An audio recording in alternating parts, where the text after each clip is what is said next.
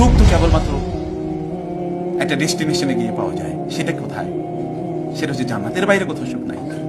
আপনি তো সুখের জন্য আপনি দৌড়াচ্ছেন, মধ্যখানে জিনিসগুলোকে তো আপনার সুখ মনে করার কোনো কারণ নেই। যেটি ইমাম গাজালি রহমাল্লাহ বলেছেন। ইমাম গাজালি বলেছেন, কোন একজন ব্যক্তি তাকে দৌড়াচ্ছিল একটা বাঘ, বাঘ থেকে বাঁচার জন্য তিনি কি করেছেন? তিনি দৌড়ালেন, দৌড়াতে গিয়ে সামনে একটা গর্তের মধ্যে পড়ে গেছেন। গর্তে পড়ার সময় তিনি একটি গাছের সাথে ঝুলে গেলেন, মানে গাছটাকে নিয়ে তিনি ঝুলে আছেন। নিচে তাকিয়ে দেখেন একটা অজগর সাপ, উপরে কি বাঘ। বাঘ থেকে বাঁচার জন্য উপরে উঠা, বাঘ থেকে বাঁচার জন্য তিনি এইখানে গর্তে আছেন। আবার গর্তের মধ্যে পড়ে গেলে উপরে উঠলে বাঘ খাবে, গর্তে পড়ে গেলে সাপে খাবে। এখন তিনি করবেন কি? হঠাৎ করে তিনি দেখলেন ওইখানে একটা মৌছাক, ওইখানে কি আছে? মৌমাছি এবং মধু আছে। তিনি ভাবলেন ঝুলে আছে, কিছুক্ষণ একটু মধু খাই না। এটা তিনি নিচ্ছেন এবং মধু খাচ্ছেন। কিন্তু ওই দিক দিয়ে ওই যে গাছ, এই গাছ যে তার শিকড় থেকে আস্তে আস্তে উঠে যাচ্ছে, তার দিকে তার খবর নেই।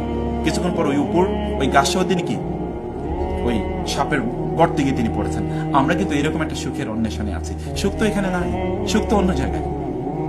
সেই সুখের মধ্যখানে গন্তব্যের যে ডিস্ট্রাকশন, মধ্যখানে যে ডিস্ট্রাকশন, এগুলো তো আপনার সুখের গন্তব্যে যাওয়ার জন্য আপনি যে ভেহিকল ব্যবহার করছেন, ভেহিকলকে সুখ মনে করলে তো হবে না।